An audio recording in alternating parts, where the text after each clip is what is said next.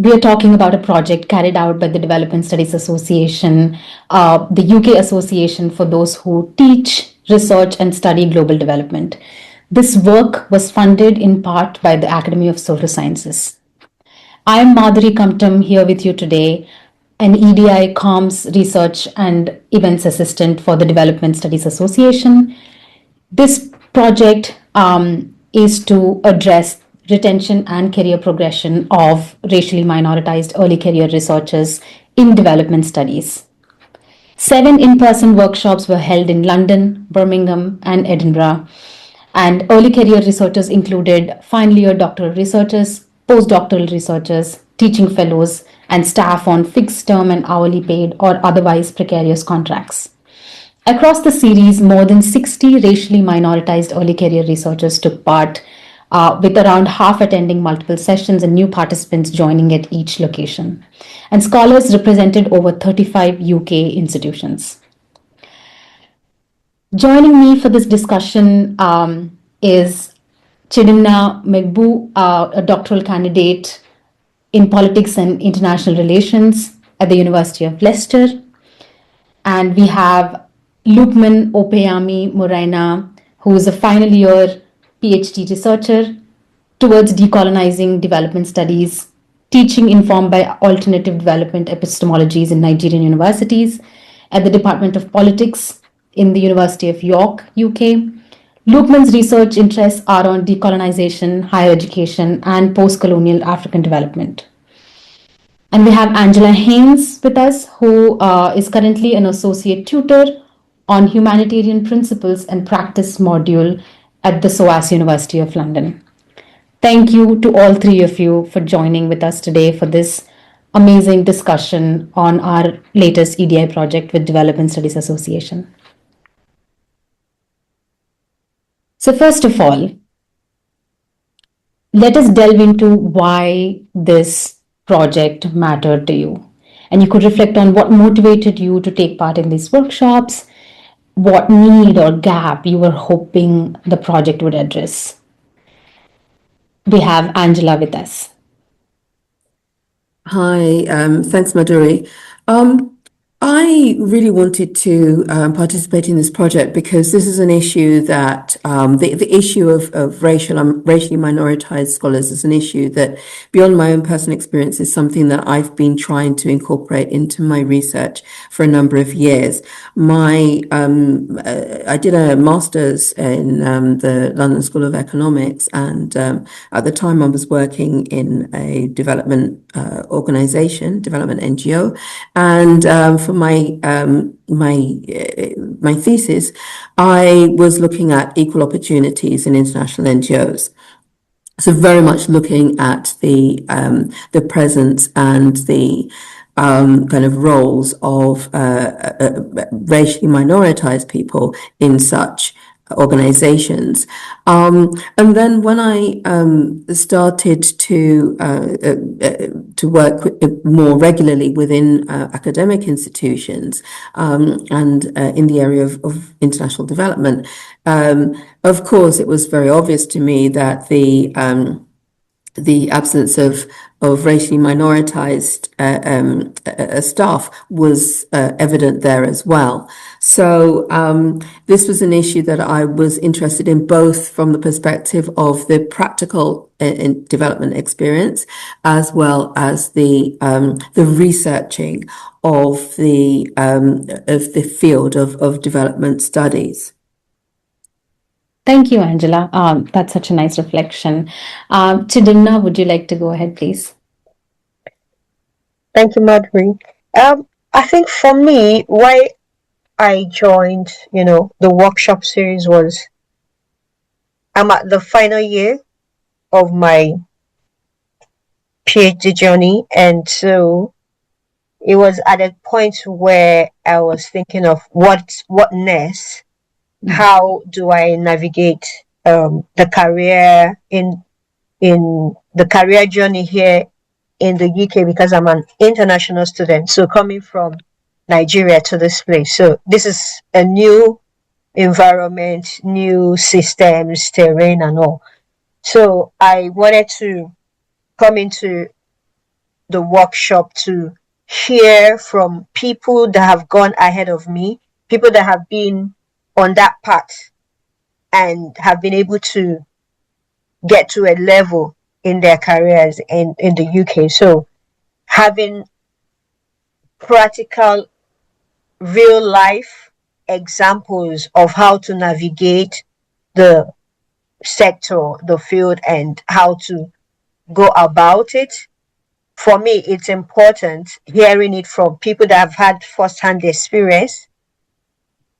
And then the fact that, you know, coming in to know and to meet people with similar issues, with me. So I just wanted to be in that room, hear from them, and then be able to navigate my own journey. But if I hear from somebody that has gone ahead of me, then I will not make the mistakes they made, and I can learn from theirs to be able to shape my own journey. So I needed to be in that room and also to network and connect with people who are on similar paths so that we can journey together. That, for me, that was just that. Thanks, Thank you. Chidinma. That's amazing to hear. Luqman, would you like to now go ahead and reflect, please? Of course, thank you so much. And I think I have a very similar motivation Chidinma. In fact, when you asked the question, I was able to pull up my application to the program itself, and I'm just going to read out a sentence, which is that I desired to participate in the workshop series as a platform to learn about career progression as a racial minority in the UK, including skills to secure and retain a job that prioritizes human and societal dignity and well-being. Also, I think I was also thinking specifically because at the time I saw the opportunity, which I considered as an opportunity because I think in some way we ended up talking about our different challenges and hopefully how some people have navigated it. So it wasn't an optimistic kind of environment. It was more about sharing, solidarity and all of that. So at that time, my funding was in my PhD funding was limited to 3 years, and at that period, my timeline is already extended to 4 years to completion. And I became worried, especially because I have got family, I've got myself to cater for. So I was like, perhaps maybe there would be some discussions about finding, additional funding or completing up funding or writing up funding, in that kind of environment. So I think that was in terms of the challenge, but also more broadly about career progression, getting job in the UK. Thank you very much for all of your reflections, and it was such a pleasure to have met you guys at the workshops, and thank you for all the time and effort that you took out to come to these workshops and engage and so on. Just in terms of how much academia demands of you, but at the same time personal life and different commitments. Very much appreciated. So now let's get into the sort of next question around what the workshops made possible for you, and it could be a reflection around why did you take part and what were you hoping the project would address, and how was your experience of participating in the workshops was, and what were some of the most important issues that came up. Chidinma, would you like to go ahead, please? Okay, thank you. So, what was the experience for me? It was what they would say an aha moment, right? Ah, okay. So for me, it made me feel seen, that other people understand what I'm going through. It made me feel not alone. So I'm not just the only person on this journey. I have people, and then I also have people that have gone ahead of me,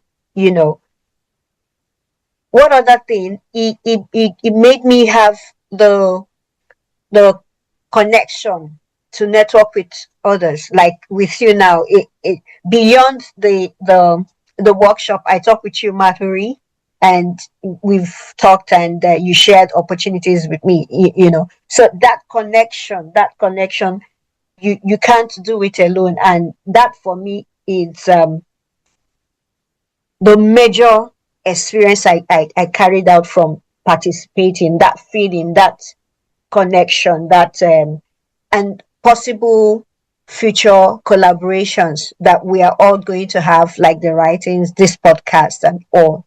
Yeah, for me, that was just my experience, with the workshop. Yeah. Thank you very much, Rimna. And I think I totally am with you. I think for me, also like having met, fellow early career researchers, like I would go home with like this amazing sense of community and then, feeling quite relational. And then I would just like talk to my colleagues in my doctoral school about how amazing, of a group that I've met and how varied, amazing experiences that we have. And there's so much value in sort of learning and engaging with that. Yeah. Angela, would you like to have a go? Yeah, so why I took part was because, like Luqman, I saw this as an opportunity. So when I saw the advertisement, in fact, it was passed to me by a colleague. I thought, great, definitely, I'm going to apply because I want to participate in that. Saying that, I didn't have kind of huge expectations. What I thought was that I would meet lots of or certainly some interesting people, and we would talk about our common issues. But I have to say my expectations were very much exceeded. I felt that the networking that was made possible by the workshops was absolutely excellent. Actually, Chidinma and I had met before, but we hadn't followed up. And meeting in that workshop space has given us the opportunity to kind of renew that acquaintance and to think in a very constructive and practical ways about how we might maintain contact and actually work together on potential future projects. So just that kind of facilitated networking, I think, has been extremely useful. And as you know, there are other outcomes from that workshop series, which will definitely result in some concrete outputs, which will hopefully help in our career progression as well. So those for me were really concrete things that came out of participating in the workshops and the things that came up. I think that hearing others' experiences was really, really useful. I mean, part of it is, yes, kind of having resonance in terms of some of the issues raised, but also there were people from a variety of backgrounds, both academically as well as ethnically, and nationality wise as well, and that was also a really important as well, because we were able to really see connections and kind of some shared themes, I think, in terms of not just our experiences, but also our understandings of our worldviews, if you like, of the context in which we were operating, which is both kind of positive and negative, but in that some of the experiences were not perhaps as affirming as we might like. But the thing about it is that these issues are not all of them, but some of them are difficult to speak about, and there is always a fear or an apprehension of potential backlash when we raise issues of being marginalized in either in the field of development studies or actually in academia. And that's because these spaces, both of them separately and then together, are ones where historically there's been an assumption that there's so-called neutrality, that race, ethnicity, and so on are not they're not important issues to be taken into account, and that what matters is your merit. And if you want careers in these fields, that you move ahead and you move up based on merit. And what we could see quite clearly was that wasn't necessarily the case. But I mean, it wasn't pessimistic in the sense of saying that there's no hope because everything's terrible.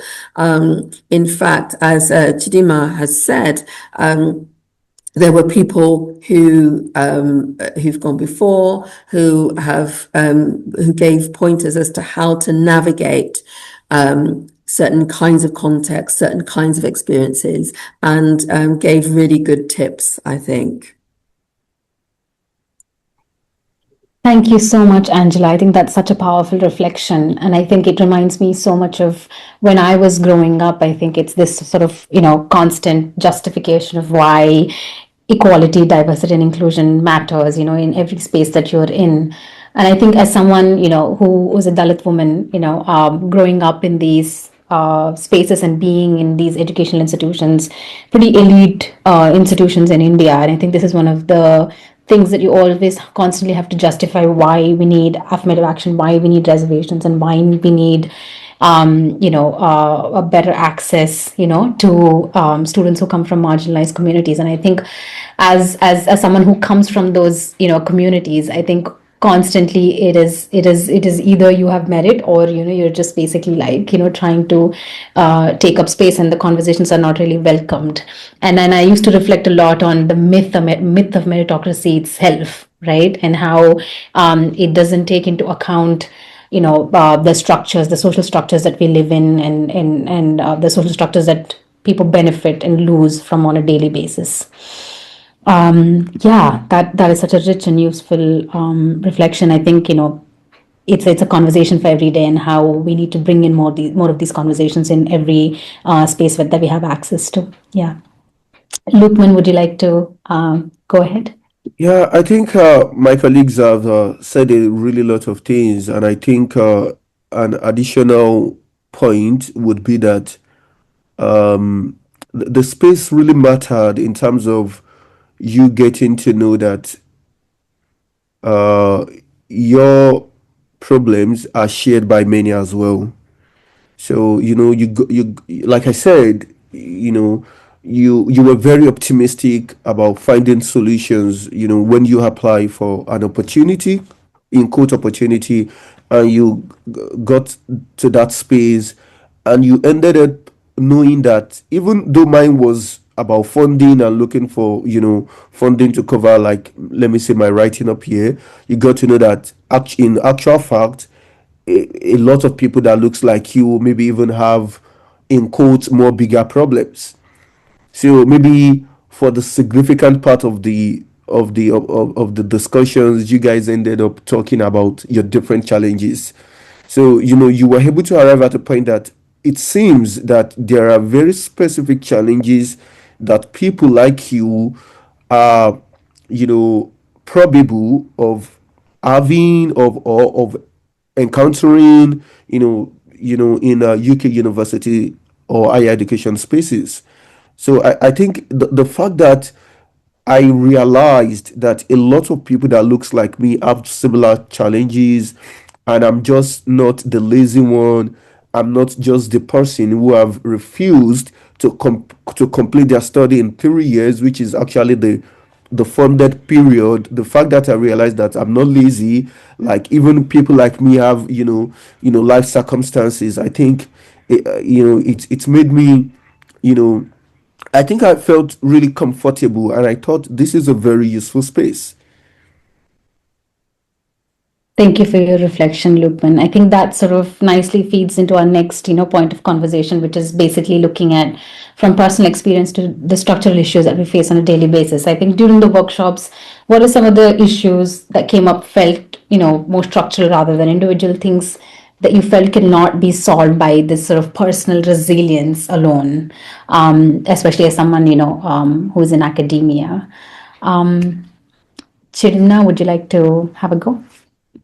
Okay, sure.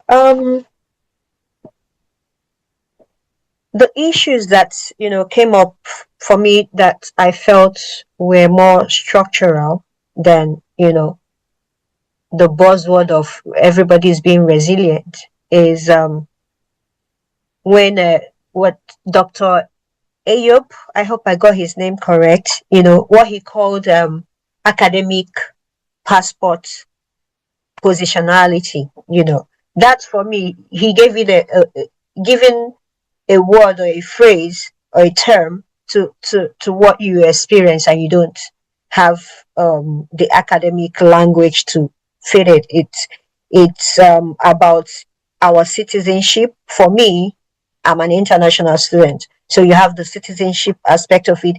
You have the visa status aspect of it, the immigration, and then of course it still ties back to, our colonial histories, that affects the way we are seen in the spaces when we come here.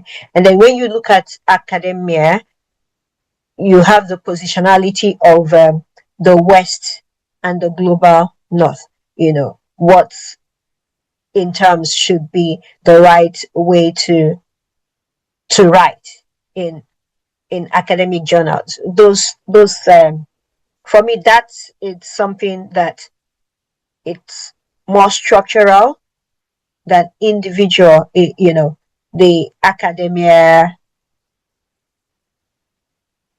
world or academic institutions will have to talk about these issues. We have to talk about it, and beyond the talks, we also have to be strategic in changing some of these things, how it affects, the way we do the research work. Like as an international student, I got a scholarship and it's for 3.5 years. So the next thing is you're trying to make sure you finish up before and within that time frame. But like Luqman mentioned, you still have life. Life happens. Life happens to you. I think I mentioned it to you, having a bit of health challenges, that had slowed the pace of what I wanted to do. But I'm still working within time. But that pressure, that thing of, oh, I need to try and hurry up to finish up, because once the scholarship ends, then you have to start thinking of the financial burden of having to get a job that would be able to sort your living expenses and still have to do the research and finish on time. So you have those things that play out. And for me, I think that's one thing I think is more structural than individual resilience, because there's a limit to what you can do, but these other factors still play in. Because as an international student, you're still have like time limits to how much you can work. And then as PhD students, I don't know if that 20 hours really fits in well with us, because as a PhD student, we don't have terms. And so how do you navigate that, and that financial burden, and then having to also wrap up your work? I think the structural aspect has to be taken care of, because there's a limit to what you can do. Unlike I think it's in Sweden, where the PhD student is seen as a staff, and so it changes the dynamic. So these are the things that we have to look at and talk about, and also do something about it in the academic world. That's just basically for me the major thing I wanted to point out. And also the eligibilities when you come to grant applications, getting the grants, what it means, how to get it. Those things are also for me structural than individual abilities to write and get grants, right? So those are the two things for me I see as more structural than, having individual resilience. Thank Thank you. you. Yeah, thank you, Chidinma. I think that was very well put together. I think it's, yeah, the precarity as an ADI issue, right? I think, being on visas, being on deadlines, being on timelines, and, and, yeah, you just have to be on the go all the time and, making sure, you finish today, this is your deadline, and you have a viva, and, your visa ends and you have to leave, applying for the next thing, and, going to conferences, and then there's another visa that you have to apply, and your passport is taken away, and then there's another real visa to a different country that you have to apply, but then, you can't because your passport is not around, all the, daily sort of issues. Yeah, thank you for reflecting on that. Luqman, would you like to give it a go? Yes. Um, I think beyond the passport, I think some other structural issues, if I can just like mention them, include like maybe financial limitation. Another is you are thinking very hard in terms of what is next after my PhD. Do I return to my country? Am I looking for opportunities to continue to like, remain in the UK? Or in fact, maybe you're also thinking about should I like go to another European country or in quote, developed country or global north? Also, you're thinking about what opportunities are there for you, what routes are there for you in terms of, because of course, as a PhD student, we have this challenge of, you know, our post PhD very becoming limited to working in the academia or outside academia. So you also have that, to navigate around. There is that obvious research transition into fellowship, into thinking about maybe an actual, maybe lecturer position, and also you are thinking about the precarity of maybe only being able to find like a teaching position, an adjunct position.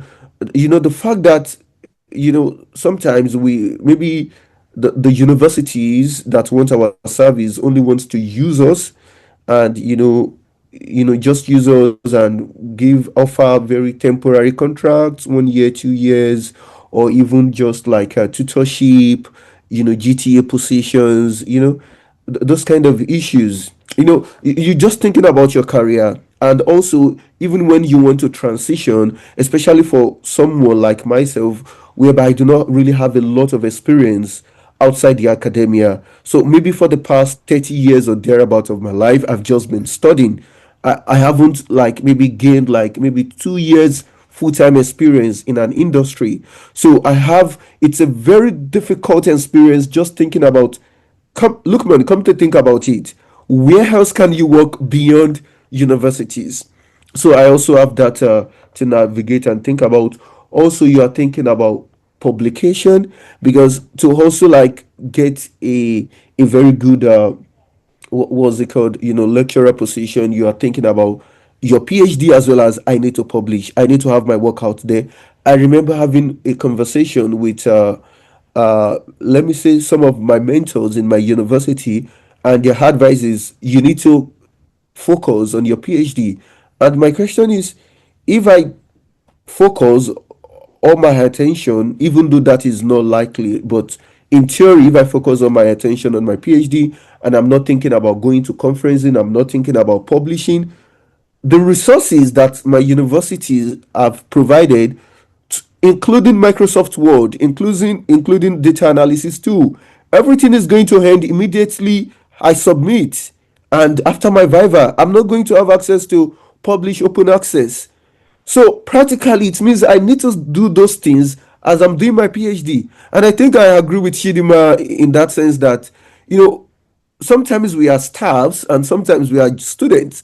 We are thinking like staff and also we are thinking like students. We want to publish so that we can use the resources available to us as PhD researchers to, to create a profile and a brand out there. And also, you're also thinking about work-life balance.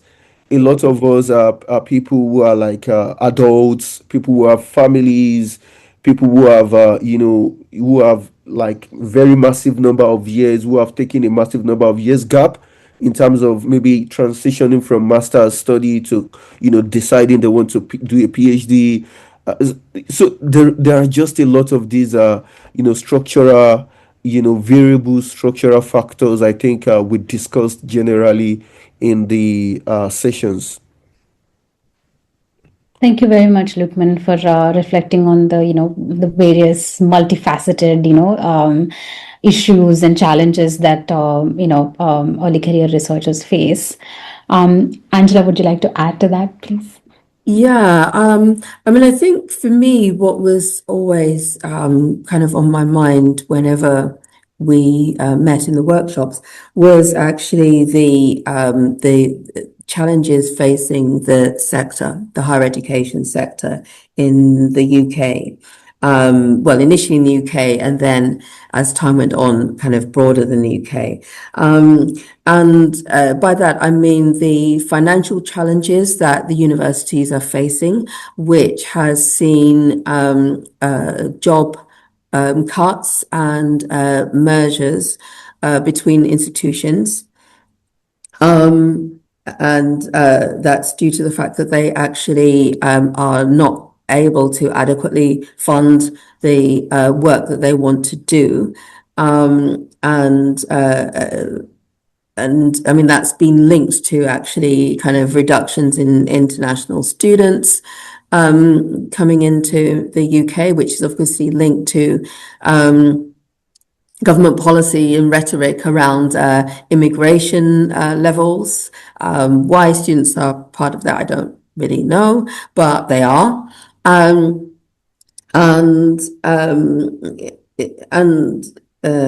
yeah, so as a result, we're seeing kind of the bar get higher and higher for people actually wanting to attain secure or relatively secure academic positions, because more and more people are competing for more and more, less and less positions, academic positions. And now, of course, this affects everybody, not just racially minoritized scholars, but in such a highly competitive environment, we see that those who have historically been marginalized and less likely to attain positions are increasingly marginalized and finding it even more difficult to get their foot through the door. There is, of course, the growth of things like artificial intelligence and the use of that, and the kind of the way in which that's kind of allowed the regurgitation of existing scholarly work, and then questions around, what does that mean for people coming with a different approach and with innovation? I mean, in theory, that could mean an opportunity, but in practice, well, we'll see. And of course, we've seen a reduction in interest in what the Americans call DEI, diversity, equality, and inclusion, and what in the UK we call EDI, equality, diversity, and inclusion, whereby the merits of actually having a diverse workforce have been they've been questioned. The necessity of them has been questioned, and whether in fact a particular consideration has to be made in order to ensure a diverse workforce, and diversity of thought, of ideas, of input, hasn't been necessarily, well, it has to be argued for, let's say that. And of course, that we've seen that that some gains that we thought we'd made in this area not so long ago have actually been rolled back as a consequence of changes in leadership in different spaces. So, I mean, these are some of the kind of macro issues that have led to a higher education context, which is in which we as racially minoritized scholars are finding ourselves having to really work even harder to get our considerations heard and to get ourselves seen. And when we were preparing for this, or having some discussions around the preparation for this podcast, one of the issues that I was talking about was the definitions. I mean, how do we label ourselves, and what does early career researcher really mean? And that actually becomes important when you're applying for roles, because if somebody sees you as actually having too much experience, do you then fit into their definition of early career researcher, and are you then eligible to apply for opportunities which they are creating for people with that label? And also there are quite often there can be questions as to, well, okay, you've been in this academic space for a number of years. Why haven't you progressed further? And if you haven't progressed further, there's often an assumption that that's your fault. For me, the issue of passport positionality as such hasn't been something that I've had to confront, because I have a British passport. But there are other things that are linked to that, such as the kind of a lack of consideration of the fact that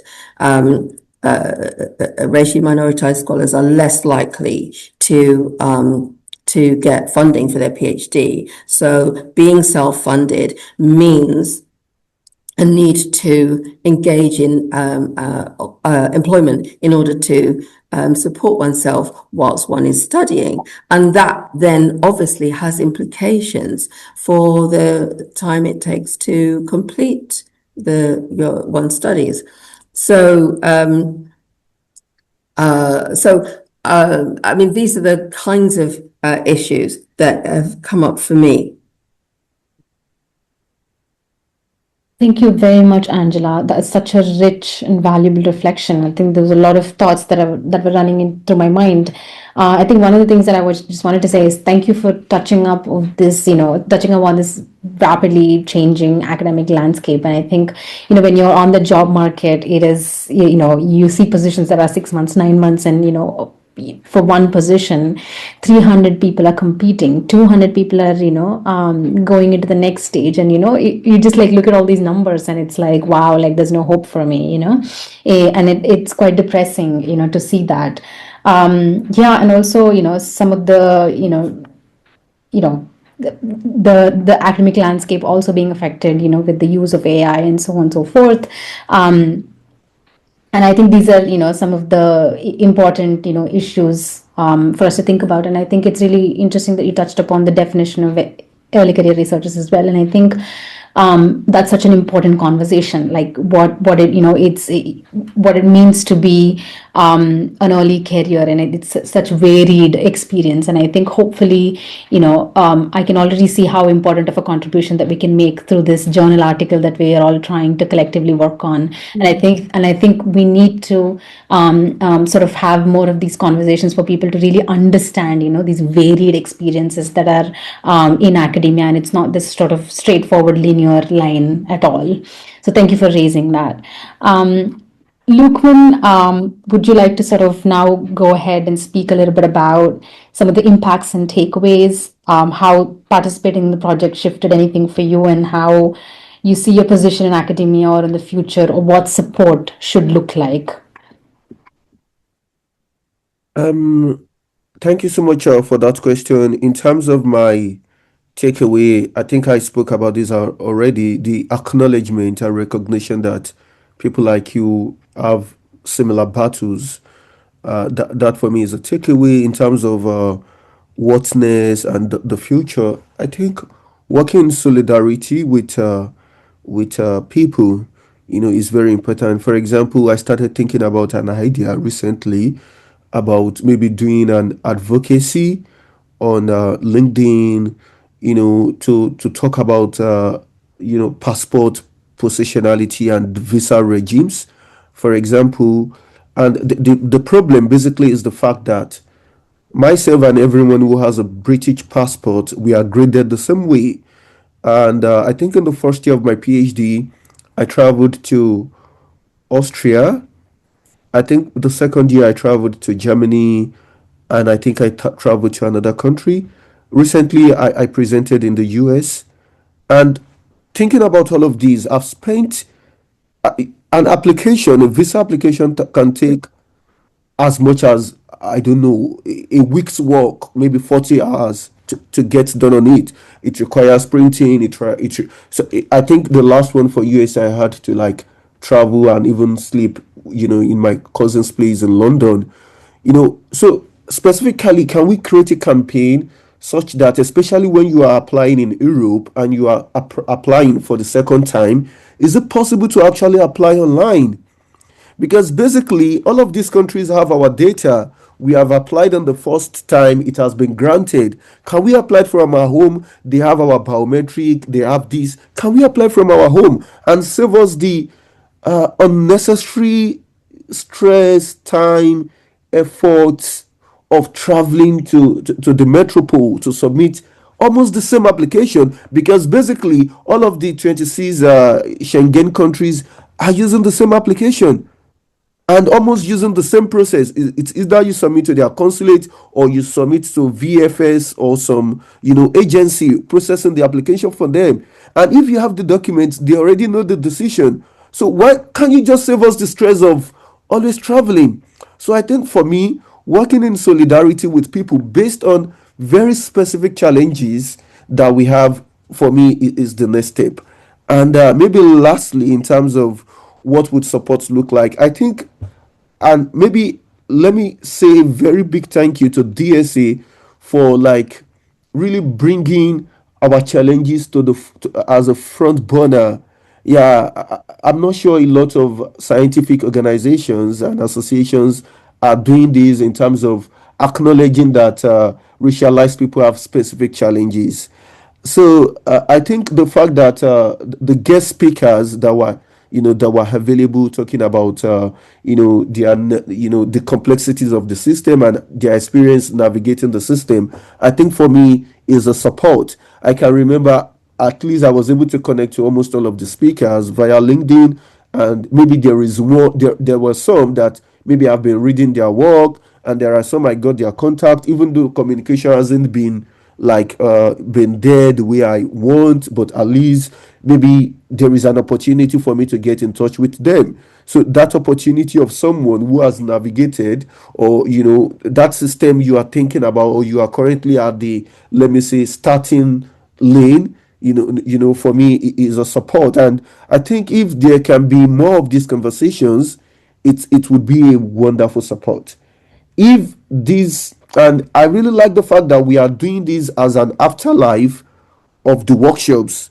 We shouldn't have the workshops and everything just end there. So the fact that we want to write a publication about it, the fact that a lot of us have volunteered and have written blogs about it, in fact that we are having a podcast about it. Can we do a public campaign on social media about it? Can we do can there be like some organizing, community organizing, or organizing in university spaces about these challenges? So I think it's all of this. Yeah, so I think that would be for me what support looks like and also what future looks like. Thank you so much. Thank you very much, Lukman. I think that was such a useful reflection. And I think it's so important how we need to keep these conversations going and use, some of the amazing insights from the workshops, and then, keep producing outputs and keep, voicing our concerns, and, making any platform that we have, to put to good use to that. I think that is wonderful, and I'm with you, and I'm glad that we're all taking the time and effort to come into spaces and speak more about these issues, and all the labor that goes into it as well. So now maybe we will talk about, for people in leadership roles who are listening, what's one thing you'd like them to take seriously? Chidinma, would you like to go ahead? Okay. I think there's a whole lot that needs to be taken seriously. First of all, I know universities, when they have international students come in, they do like the official orientation programs, but I think they should do more reorientation and create things that would help the international student navigate the academic world in the UK, because it's a bit different from where I'm coming from, right? And so getting us to looking for a word for it, but having them create a system where they let them understand, and not just the generic orientation of this is this college, this is who you should meet, this is where you should go. But they should do more of, this is what the UK is about, and this are the skills you need, and then subsequently provide those skills. That's what the institution should do. Like what we're having with DSA. You know, I'm excited about DSA because they actually create the space for PhD students and ECRs, and like the workshop series were quite useful, and taught me about visibility and publicity. That aspect of, you need to be visible, you need to come out there.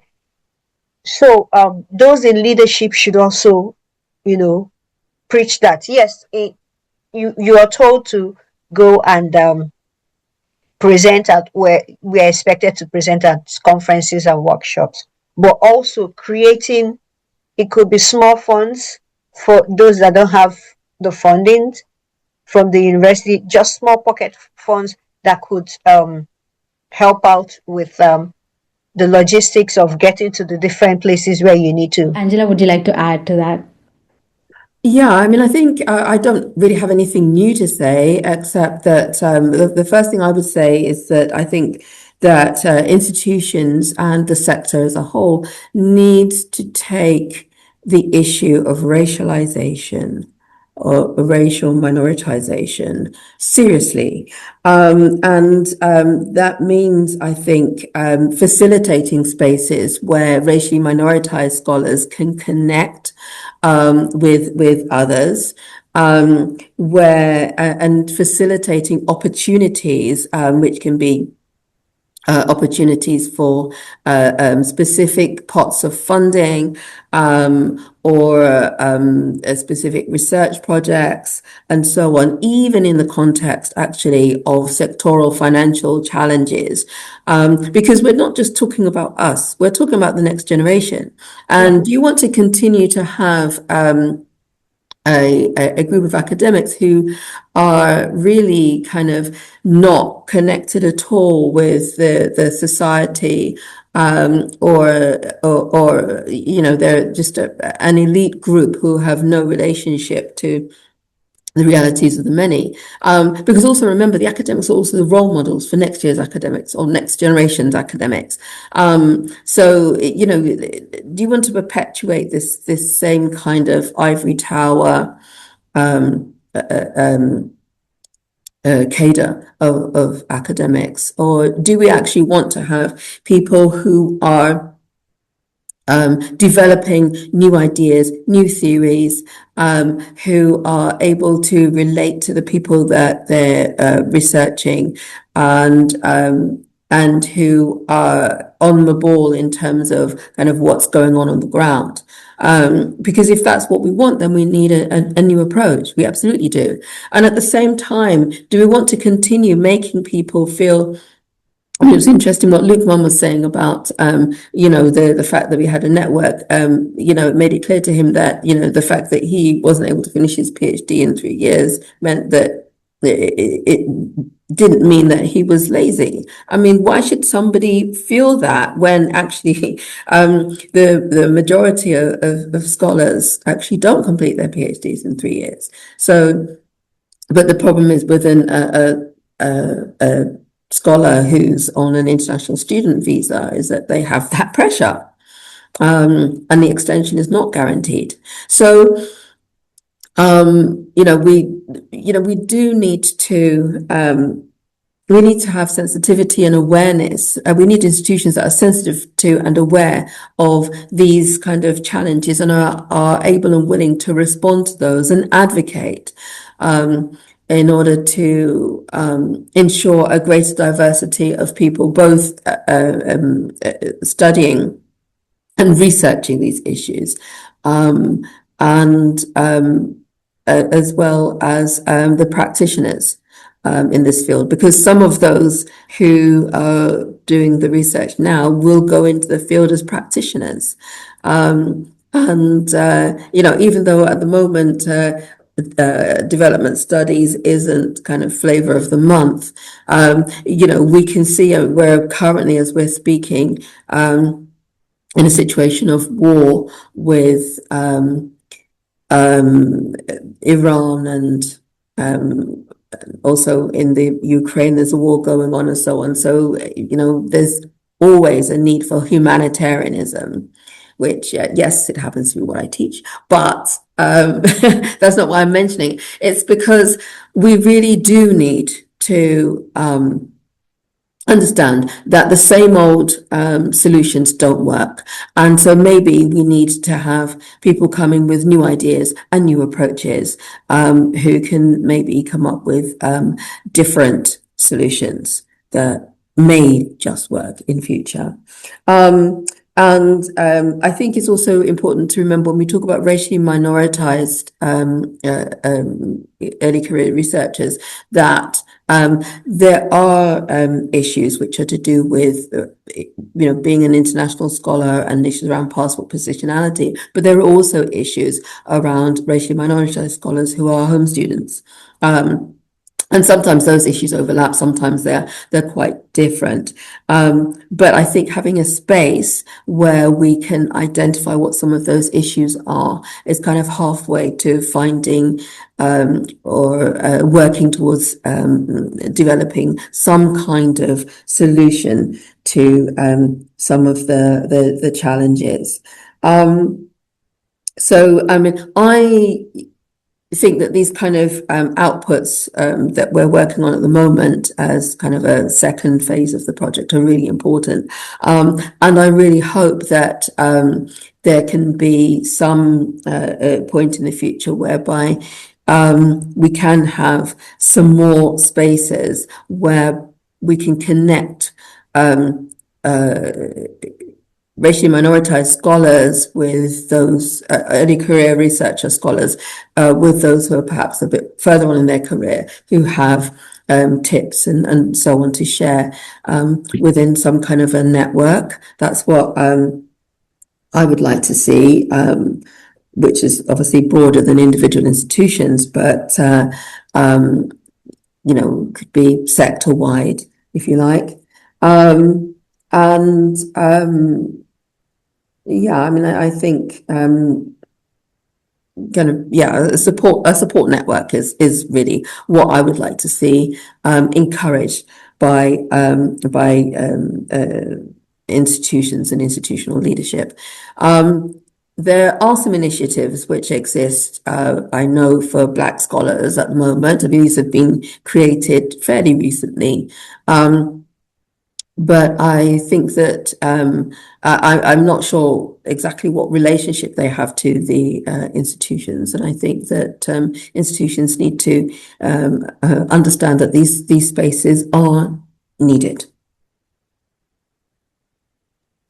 Thank you very much for sharing, Angela. I think, I love how you touched upon, various issues, that need to be actioned.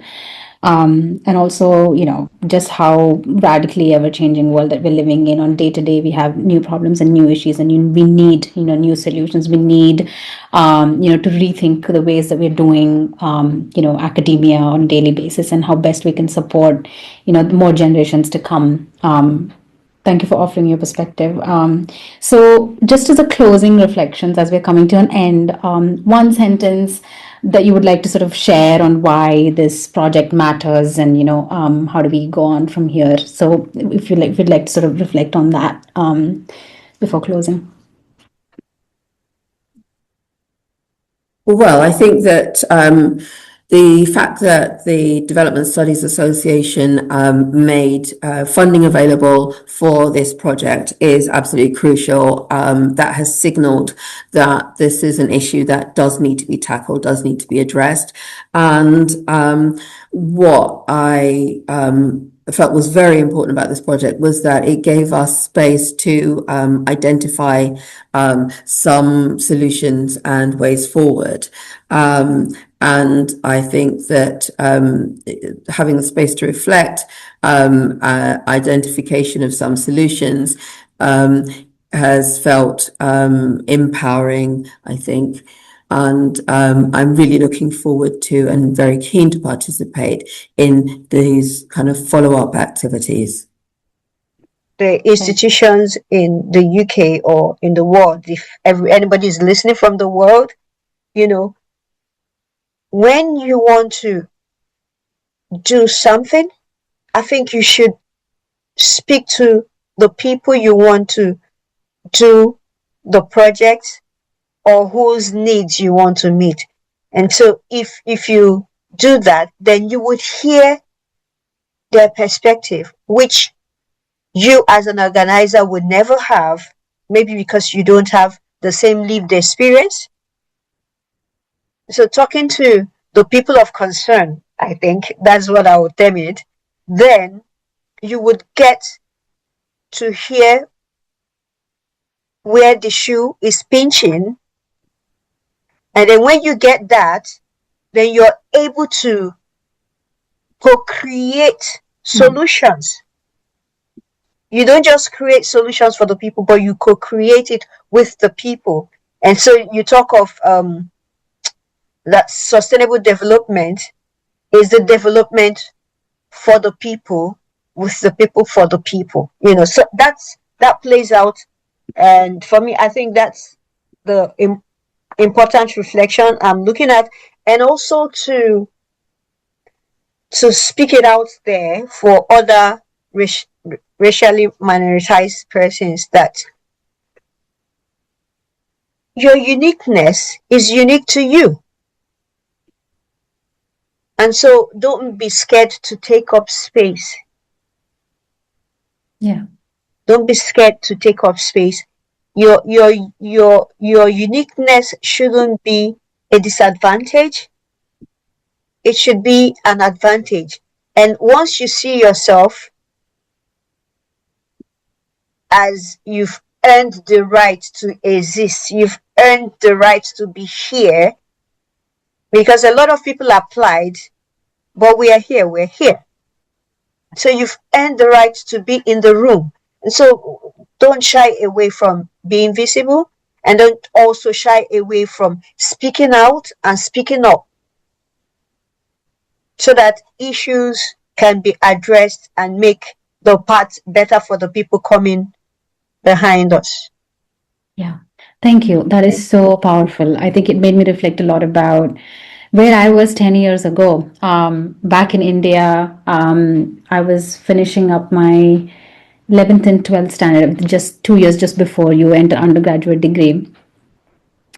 I studied in the institutions called Telangana Social Welfare Residential Educational Institution Society. So these are schools, about 250 or 300 schools that were set up by the state government of Telangana in South India, especially for students who come from Dalit and Adivasi backgrounds, Dalit and tribal backgrounds in India. And like you enter these schools when you're at the age of 8 or 9, and you come out of those when you're 17 or something, so you'd spend about like 8 to 9 years. It's like boarding schools, but like the sort of boarding schools where you don't really have the best access to resources, and it's a residential sort of you're in these schools because your parents kind of can't afford you education, can't afford you, so it's very much these sort of government schools set up. And I mean, of course, in the early years, the facilities and everything were not the best, but slowly, things have gotten better. But sometimes I look back on, some of the most transformative years of my life of schooling and education there, and coming to the UK, I would just like look at my own journey of thinking like, oh wow, like I'm here doing a PhD. But on top of that, being part of this initiative, I think a lot about how grateful I am and how privileged I am for this opportunity where I get to meet all these amazing people, through this project, and get to be, part of this initiative where, the report for the DSA has just come out yesterday. And just like reading that report and talking about my own positionality in one of the sections, it was just, I was just bursting out of gratitude and joy of like how,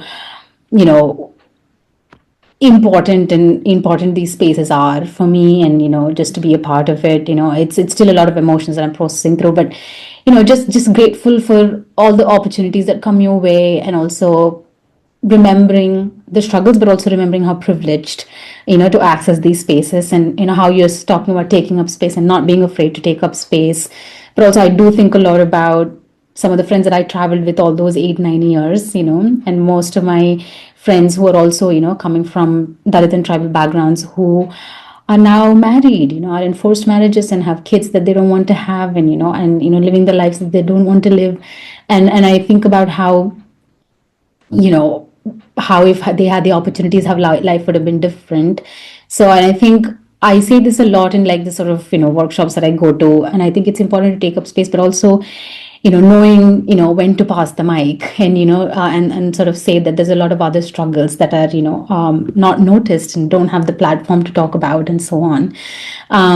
But yeah, and I'm so glad that we, are here today discussing, and, thank you so much, Chidinma and Angela and Luqman, coming here on this platform and taking the time and reflecting on the workshops. And also, it's amazing to have met you guys in the workshops, and share that amazing time together. And I hope we keep the connections going, and conversations going forward. And yeah, once again, I wish you luck with all the research and amazing teaching and all the labor, that you put into everyday conversations to develop it further. And I, send you so much love, strength, and power, to keep doing this amazing work that you're doing.